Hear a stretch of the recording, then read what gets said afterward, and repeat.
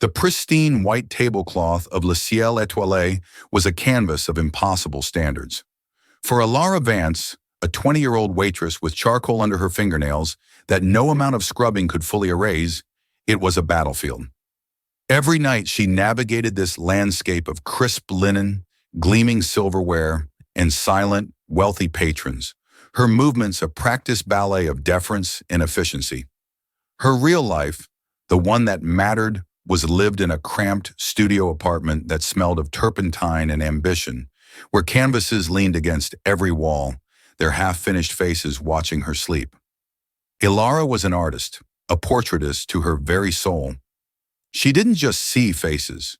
She saw the architecture of a life, the subtle cracks in a polished facade, the flicker of long-buried regrets in a pair of tired eyes. Here at Le Ciel Étoilé, the most exclusive restaurant in the city, she was invisible, a functioning part of the decor, like a well-oiled hinge or a silent grandfather clock. But she watched. Oh, how she watched. In the stolen moments between refilling water glasses and clearing plates, she would sketch on the back of order pads, a thumbnail caricature of a pompous banker, the gentle curve of a lonely widow's smile, the predatory gleam in a socialite's gaze. It was her secret defiance, her way of capturing the truth in a place built on illusion. Then there was Beatrice Sterling. Mrs. Sterling was not merely a patron. She was an institution, a monument to old money and unapologetic entitlement. She always sat at table 7, the one with the panoramic view of the city skyline, a view that seemed to bore her. In her late 60s, with hair the color of expensive champagne and a neck cinched tight by ropes of pearls and, Ilara suspected, a surgeon's skill, Beatrice moved through the world as if it were a slightly disappointing estate she had inherited. Her cruelty was a quiet, precise art form. It was in the way she'd hold up a wine glass to the light, her lips curled in a moue of disgust at a non-existent smudge, forcing the sommelier to perspire under his tuxedo. It was in the way she'd mispronounce a busboy's name, over and over, with a little laugh that suggested his heritage was a trivial, amusing detail. With Ilara, it was a special kind of Cold War. Beatrice seemed to have an innate radar for Ilara's vulnerabilities, her worn-out but polished shoes, her quiet dignity, the faint, lingering scent of oil paint she couldn't quite wash away.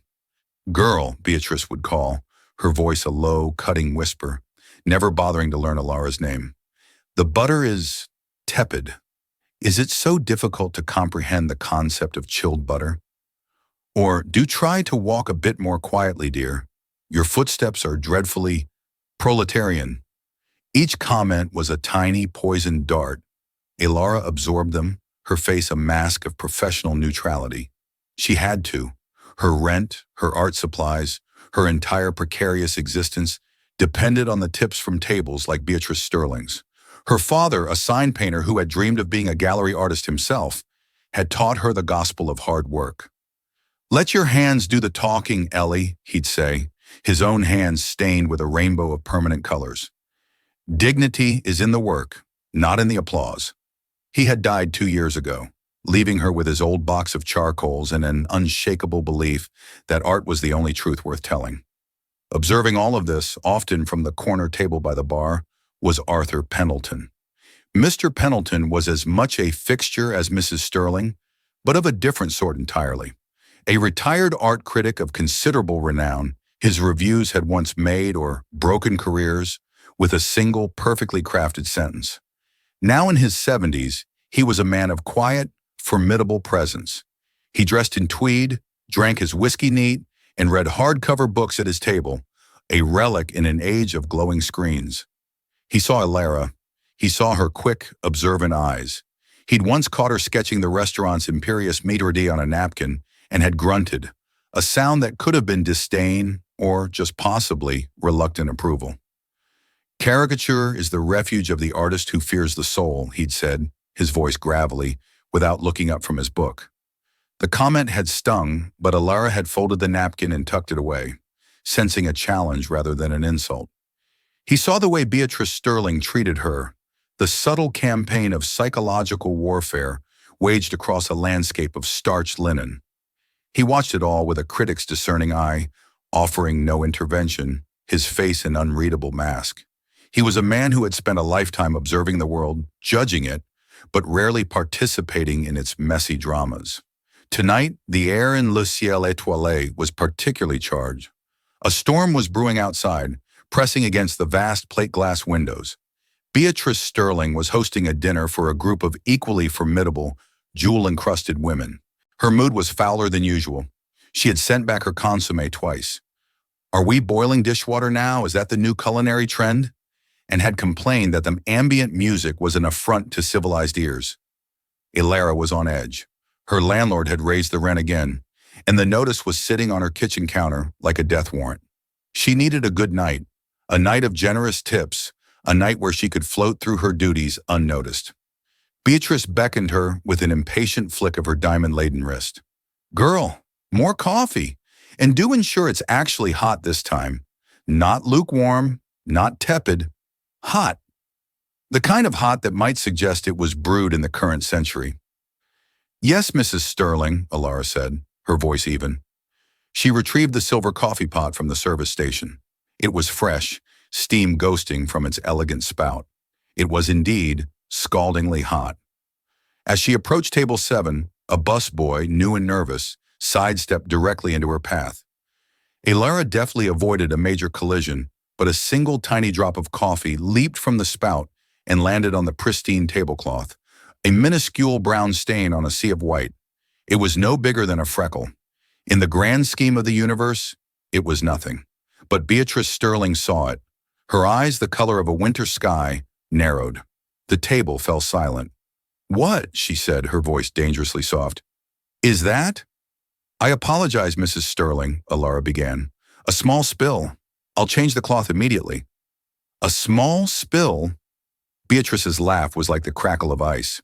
"My dear girl, this is not some greasy spoon diner where one expects imperfections. This is a $100 a plate establishment. That is not a spill. That is a stain, a blemish, a mark of incompetence." The words were directed at Ilara, but spoken for the benefit of her guests, who watched with the detached curiosity of Romans at the Colosseum. "You see," Beatrice continued, warming to her theme, her voice rising just enough to carry to the nearby tables. "This is the problem today. There are no standards. People are allowed into spaces they simply don't understand.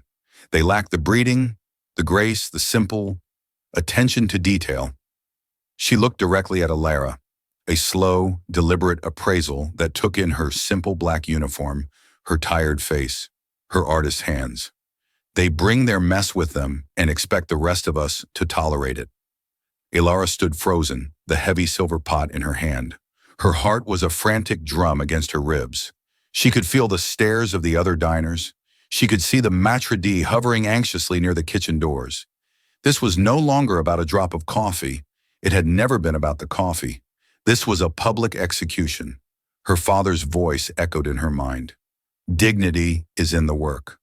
She took a slow, steadying breath. "I will replace the entire setting for you, Mrs. Sterling.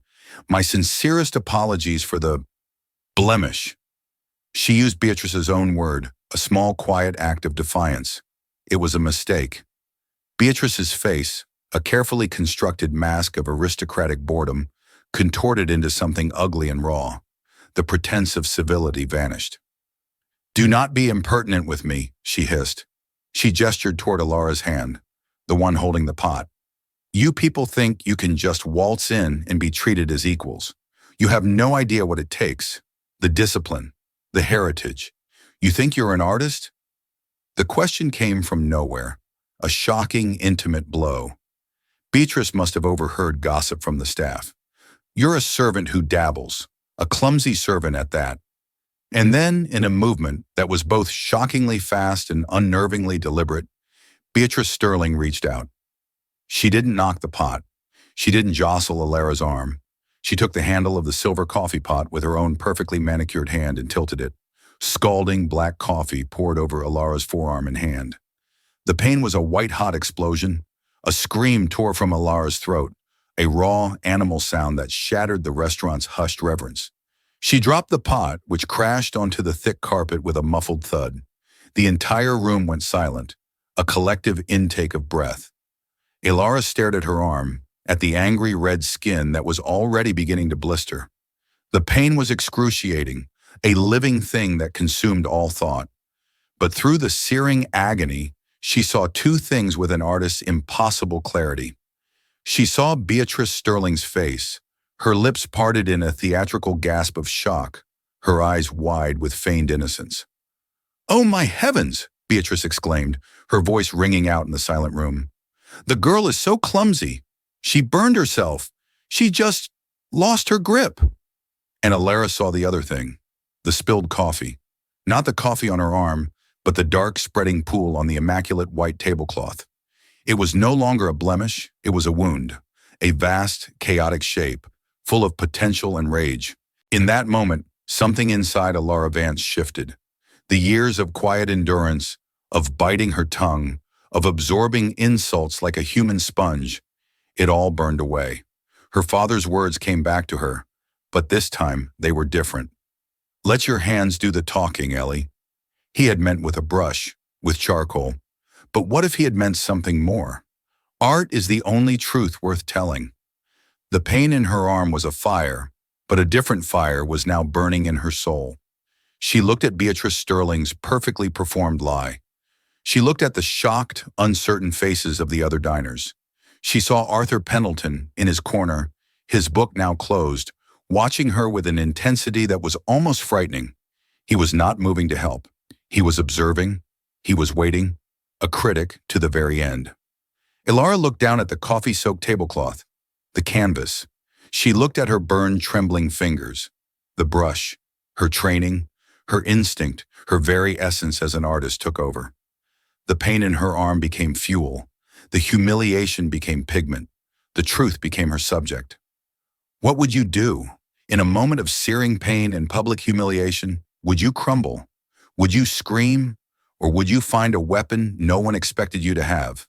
Ilara Vance was about to answer that question, and her answer would not just be heard, it would be seen, it would be remembered. The world was about to learn what happens when you push an artist too far. The restaurant remained suspended in a state of collective shock. Time seemed to stretch and warp around table 7.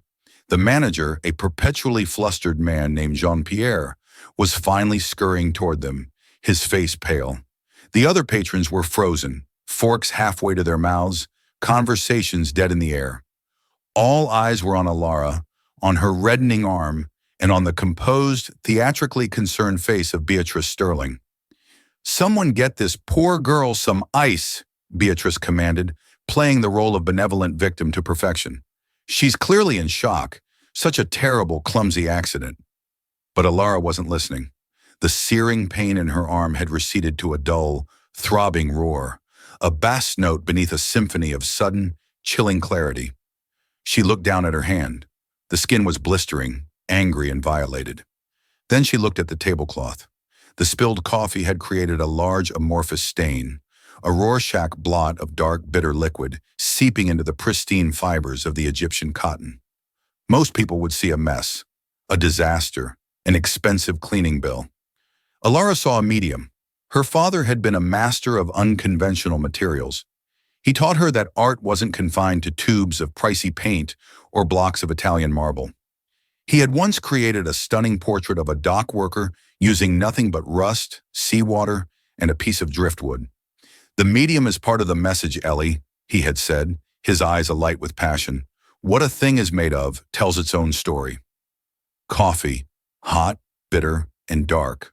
A stain that was impossible to remove. The medium was perfect. Ignoring the approaching manager, ignoring the whispers that were beginning to ripple through the room, Ilara did something no one expected. She knelt down. Her movements were stiff, pained, but deliberate. With her uninjured left hand, she reached out and dipped the tips of her fingers into the pool of spilled coffee on the tablecloth. The liquid was still warm. She lifted her fingers, now stained a deep sepia brown, and she began to draw. The tablecloth was her canvas. Her finger was her brush. The spilled coffee was her ink. A collective gasp went through the room. Phones, which had been tentatively emerging from pockets and purses, were now held up with purpose. The soft clicks of digital shutters began to fill the silence. Beatrice Sterling watched, her feigned concern melting into confusion, then outrage. "What in God's name are you doing, girl? Have you gone mad?" Ilara didn't answer. She was no longer in Le Ciel Étoilé. She was in her studio, in that sacred space where the world fell away, and only the truth of the line remained. Her fingers moved with a speed and certainty that was hypnotic. She wasn't sketching a likeness. She was excavating a soul. First, the eyes. She used a darker, more concentrated part of the stain to render two small cold circles.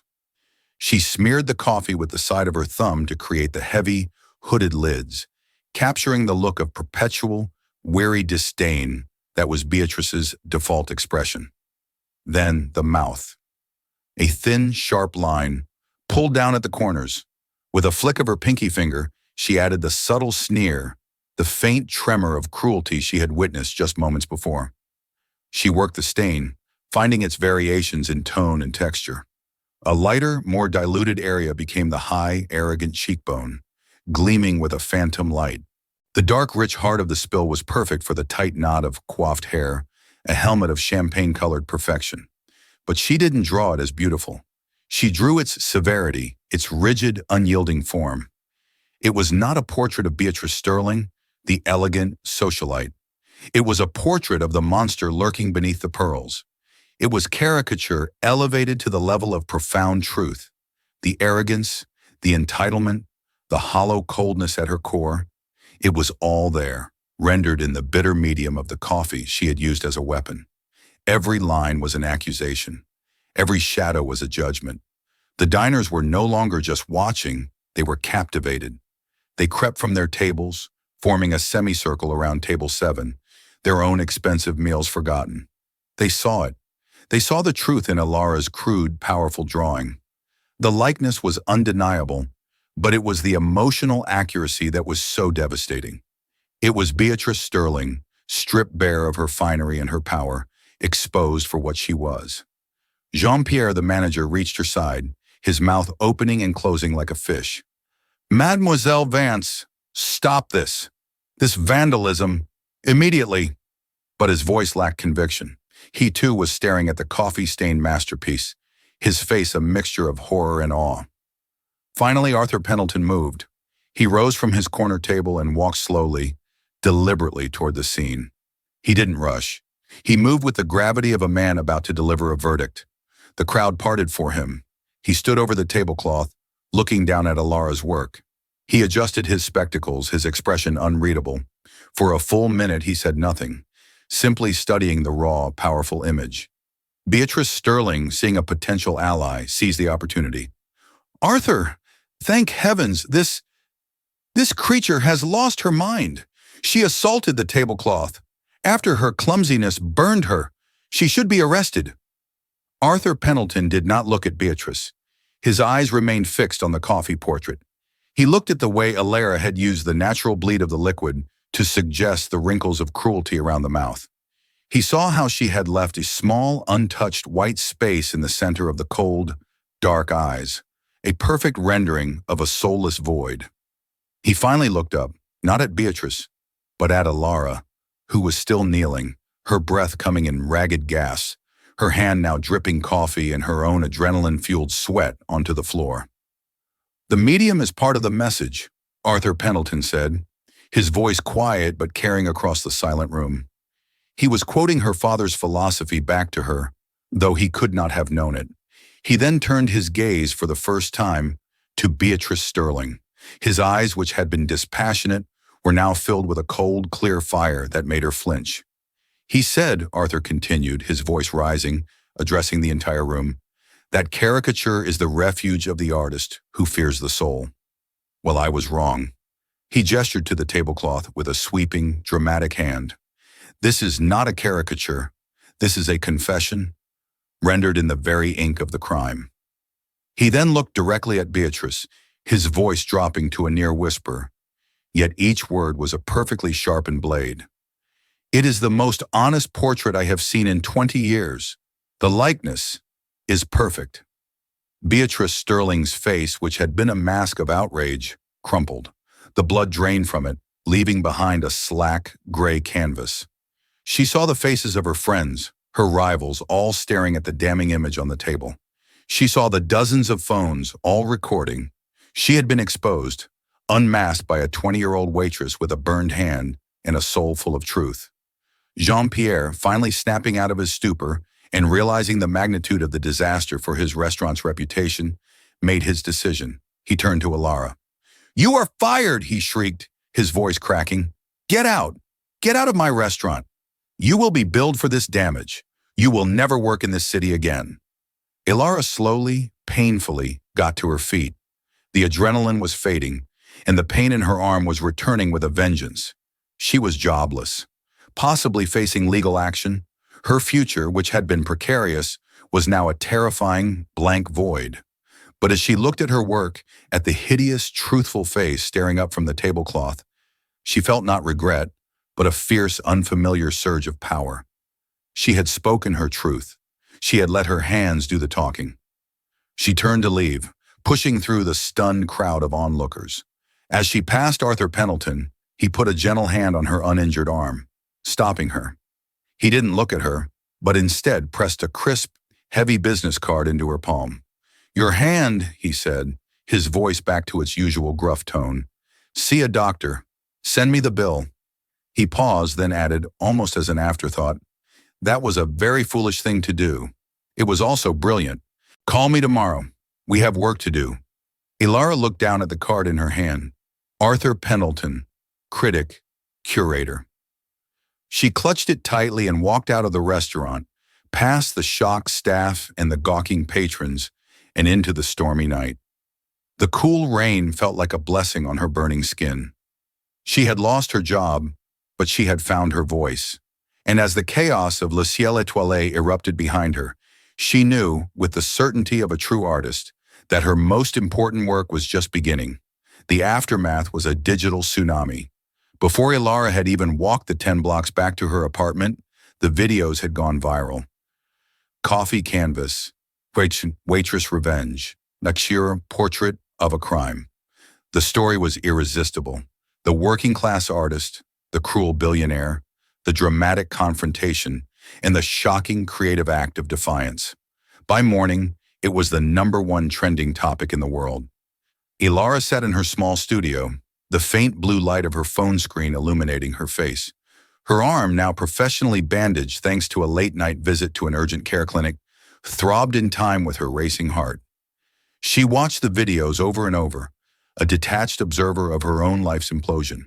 There were dozens of them, from every conceivable angle.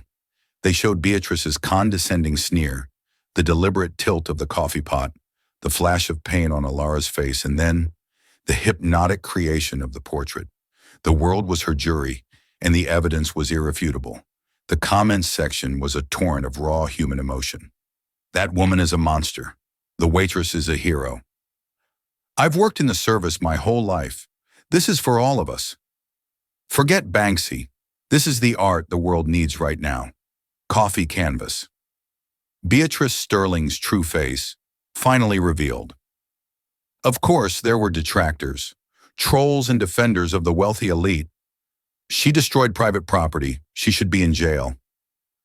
Classic millennial meltdown. Can't handle a little criticism. That restaurant should sue her into oblivion. But they were a minority, a few drops of dissent in an ocean of support. Le Ciel Étoilé's Yelp and Google pages were being carpet-bombed with one-star reviews. Beatrice Sterling's name was being dragged through the digital mud.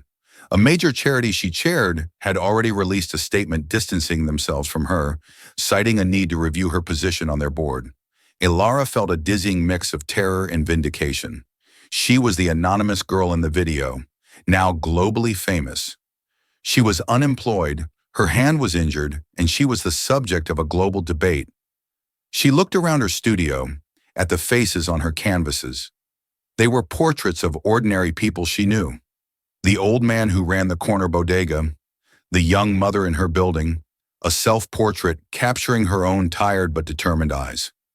They were honest, quiet works. What she had done on that tablecloth was something else entirely. It was a weapon. True to his word, Arthur Pendleton called her at precisely 10 a.m. His voice was devoid of pleasantries. "Have you seen a doctor?" "Yes, Mr. Pendleton. A second-degree burn. They said it will scar." "Good," he grunted. "Scars are a reminder, both of the wound and the survival. Are you aware you are the most famous artist in the world today?" I don't feel like an artist. I feel like I'm unemployed." "Nonsense! You've just had the most successful gallery opening in history." The world did not want an artist. It wanted a symbol. In the chaotic days that followed her violent baptism into fame, Alara learned this with a brutal swiftness. Her phone became an open wound, a constant stream of notifications from a world that had suddenly decided it knew her. She was the Sequoias coffee canvas girl, the avenging angel of the service industry, the patron saint of anyone who had ever been made to feel small. They sent her money through hastily created online funds. They offered her talk show appearances and book deals about her struggle. They wanted to own a piece of her story, to package her righteous fury and sell it back to themselves. Her cramped studio apartment, once a sanctuary, felt like a stage. The faces on her canvases, once her silent confidants, now seemed to judge her. They were portraits of quiet truths, of lives lived in the margins. They had nothing to do with the loud, screaming caricature the world now saw her as. Arthur Pendleton's call was not a rescue. It was an ultimatum. His voice, dry as old parchment, cut through the digital noise. He did not offer condolences or congratulations. He offered a challenge so stark it bordered on cruelty. "They are building a cage for you, Miss Vance," he'd said, his tone devoid of warmth. "A very comfortable, gilded cage made of righteous indignation. They will feed you applause and you will forget how to paint. You will become a professional victim. Is that the career you envision?" "I don't know what I envision," she had whispered, the bandage on her arm feeling tight and alien. "I'm just trying to breathe." "Breathing is insufficient. You created one true thing out of instinct and rage. It was a lightning strike. Now they are waiting to see if you are the storm or just the scorched tree left in its wake. The warehouse is on 5th and Marlowe. The key is under a loose brick by the fire hydrant. The stipend will be in your account by morning. Do not call me until you have something to show me that is not about a spilled cup of coffee." The line went dead. The warehouse was a cathedral of dust and silence. Vast, cold, and intimidating, its grimy skylights fractured the morning sun into pale, ghostly columns. It smelled of decay and forgotten industry. Arthur had been right. It was a raw space. It was a void, and it was meant to be her crucible. For the first week, she did nothing.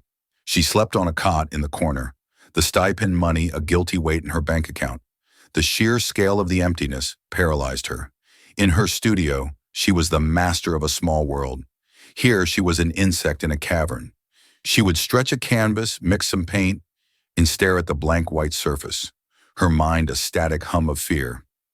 The internet's version of her story played on a loop in her head. The heroic waitress, the evil socialite. It was a simple, satisfying narrative, and it was a lie, or at least not the whole truth. The truth was messier. The truth was the terror she felt, the bone-deep exhaustion, the horrifying, exhilarating thrill of that moment of pure, destructive creation. How could she paint that? She tried. She tried to recapture the fury.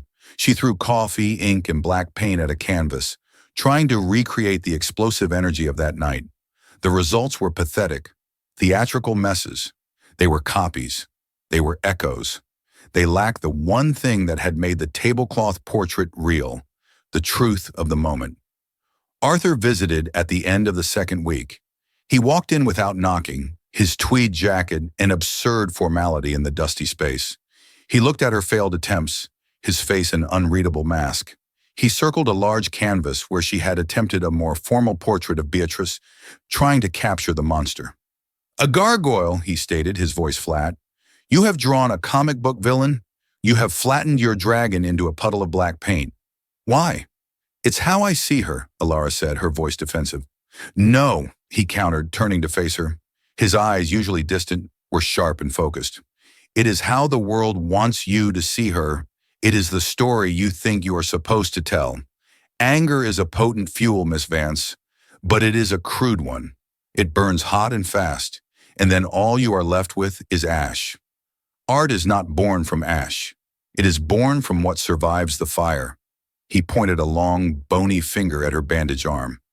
You are obsessed with the flame. I am interested in the scar. He left without another word. His words were a scalpel, cutting away the bravado and exposing the terrified artist beneath. He was right. She was performing her anger, trying to live up to the myth of the Kikshonavishkarna coffee canvas girl. She had lost herself.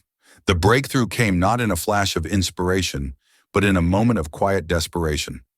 She had run out of proper canvas and couldn't bring herself to spend more of Arthur's money on failure. She was sitting on the floor, sketching on a piece of cardboard scavenged from a dumpster, when she remembered Marco, the dishwasher from Le Ciel Étoilé. He had been one of the first to be fired, a quiet, middle-aged man who had simply told the truth to the restaurant's internal investigators, that Beatrice had deliberately tilted the pot. He was collateral damage in her war. She thought of his hands, perpetually damp, the skin chapped and red. She thought of his weary, kind eyes. He was as invisible as she had been. She began to draw him, not on pristine white canvas, but on the dirty corrugated cardboard. She didn't use her expensive paints. Instead, she mixed coffee grounds, dish soap residue she'd found under the warehouse sink, and grime scraped from the windows. The medium was the message. The materials told his story, of labor, of being disposable, of the grime of other people's luxury. The portrait that emerged was startlingly alive.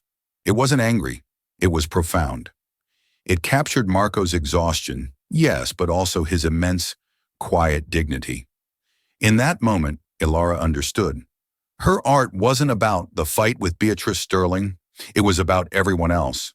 It was about the people who existed in the background of a world that celebrated monsters and heroines. Her canvas wasn't the tablecloth. It was the entire unseen world. The next 3 months were a fever dream. Ilara became a scavenger, a connoisseur of the discarded. She painted a homeless woman on a flattened refrigerator box, using rust and rainwater for pigment. She created a portrait of a tired night shift nurse on a collage of old medical supply packaging, using iodine and charcoal. Each piece was a reclamation, an act of seeing. She was no longer trying to tell the story of her pain. She was telling the story of their survival. The lawsuit ground on in the background, a parallel reality of depositions and legal maneuvering. Her pro bono lawyer, a sharp, well-meaning woman named Sarah, urged her to maintain the public image of the wrong victim. The narrative is your strongest asset, Ilara. But Ilara was moving beyond that narrative. Her work was becoming more complex, more empathetic, more truthful than the simple black and white story the law required. She painted a self-portrait. It was the hardest thing she had ever done. She stood in her black waitress uniform, holding not a coffee pot, but a single charcoal-stained hand held up to the light. The burn on her other arm was no longer a wound. She rendered it with a mixture of rust and a tiny amount of gold leaf she'd bought with her last few dollars, making it look like a river delta, a beautiful, intricate map of where she had been. It was not a portrait of a victim, it was a portrait of a cartographer. One rainy Tuesday, searching for a specific type of faded newsprint for a collage, Ilara found herself in an old, forgotten part of the city, a neighborhood of defunct print shops and crumbling warehouses. As she pulled a stack of yellowed papers from a bin, a movement caught her eye. Across the desolate street, a black town car was parked, its engine idling. A woman got out, huddled under a small, elegant umbrella. It was Beatrice Sterling. Ilara froze, her heart hammering against her ribs. But this was not the Empress of Le Ciel Étoilé. Her hair was still perfectly coiffed, her coat exquisitely tailored. But the armor of her public persona was gone. She looked smaller, older. The arrogant poise had been replaced by a brittle tension. She wasn't looking around for an audience.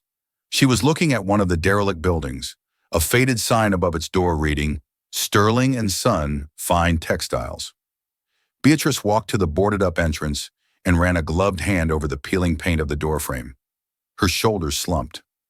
In that moment, she was not a monster.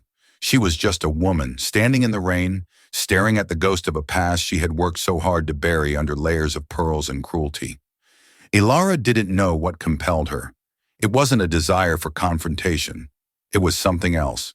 an artist's curiosity, the need to see the complete architecture of a life. She walked across the street, her footsteps quiet on the wet pavement. "Mrs. Sterling?" Beatrice flinched, spinning around. Her face, when she saw Alara, went through a rapid, ugly series of transformations. Shock, fear, and then the familiar mask of contempt, though it didn't fit as well as it used to. "You!" she hissed, her voice a dry rasp. "Are you following me now? Is this part of your little campaign?" "No," Alara said simply. "I was getting materials." She gestured with the stack of old newspapers. "For my work." Beatrice's eyes narrowed. "Ah, yes, your art. Making a spectacle of yourself with garbage. How very fitting." "This was your family's?" Alara asked, ignoring the insult, nodding toward the building. The question seemed to knock the breath out of her. Beatrice stared at the building again, a flicker of something raw and unguarded in her eyes. "My grandfather started it. My father ran it into the ground. He was a good man, a kind man. He believed in handshakes and a man's word. The world devoured him." Her voice was low, bitter. "He died with nothing. People walked all over him. His kindness was a fatal weakness." She turned back to Alara, her gaze sweeping over her, and for the first time, Alara saw not just hatred, but a sliver of something that looked like recognition. "You have that look, that artist's look, the belief that showing the world its own ugliness will somehow make it beautiful. It's a fool's errand. The world doesn't want truth. It wants strength. It wants to know who is in charge." "Is that why you do it?" Alara asked, her voice quiet. "To show them you're in charge?" Beatrice laughed, a short, sharp sound with no humor in it. "My dear girl, you have no idea what it takes to stay afloat in the world I inhabit. It is a performance every single day. A moment of weakness, a single crack in the facade, and the wolves descend. What I did to you, it was ugly, yes, but it was about maintaining order. You, with your observant eyes and your shabby shoes, you were a disruption, a blemish." "A blemish," Alara repeated, the word landing with the weight of memory. She looked down at her own arm, at the faint silver outline of the scar beneath her sleeve. "You tried to burn a blemish away, but you just made it permanent. You made it part of me." A strange, heavy silence fell between them, broken only by the drumming of the rain. Beatrice looked from Alara's face to the crumbling building, and for a fleeting second, her mask of iron certainty wavered, revealing a profound, cavernous loneliness beneath. She had spent a lifetime building walls to keep the wolves out, and in doing so, had become a prisoner inside them. "The world will forget you," Beatrice said, her voice softer now, almost a whisper. "Your 15 minutes are almost up, and you will be left with nothing but your garbage." "Maybe," Alara said, "but I won't be alone in it." Beatrice had no reply. She turned, got back into her town car, and disappeared down the rain-slicked street, leaving Alara standing with a stack of old newsprint that felt, in that moment, like the most precious material on earth. Arthur Pendleton came for his final inspection a month later. The warehouse was no longer a void. It was a congregation. The walls were covered with the faces of the city's ghosts. Marco the dishwasher, the homeless woman, the night shift nurse, 30 portraits in all, each one a testament to the beauty and resilience that survives in the harshest of conditions. Arthur walked the entire space in silence, his long coat trailing behind him. He spent long minutes in front of each piece, his critic's eye absorbing every detail, the texture of the rust, the narrative embedded in a faded headline, the dignity captured in a subject's gaze. Alara stood by the entrance, her heart a frantic drum, feeling as if her very soul was being weighed and measured. He finished his tour and stood in the center of the room. He did not look at her self-portrait. Instead, his gaze was fixed on a canvas at the far end of the warehouse, one she had placed there deliberately. It was the only piece that was not a portrait. It was a vast canvas, painted a stark, sterile white, the texture meticulously built up to resemble a fine linen tablecloth, and in the very center, there was a single, small, perfect brown drop, nothing more. "After everything," Arthur said, his back still to her, his voice rough with an emotion she couldn't identify. "After all this, You end with this. Why? Because it was never about the big stain, Ilara said, finding her voice. That was just the rage. That was the noise. It all started here, with one small drop, one moment of carelessness that became an act of cruelty, one blemish. She walked to stand beside him. My work isn't about the fight, it's about the blemishes, the people and the moments that the world tries to ignore or wipe away. It's about saying that they matter, that they are seen. Arthur turned to face her. The critic's mask was gone. In its place was a look of profound, weary respect. He looked around the room, at the legion of faces staring back at them. You did not prove it wasn't a fluke, Miss Vance, he said, and her heart sank. He paused, a ghost of a smile touching his thin lips. You proved it was a prelude. The exhibition, titled simply Blemish, opened not to the art world elite, but to the city. The first guests invited were the subjects of the paintings and their families. They walked through the space in reverent silence, seeing themselves, truly seen, for the first time.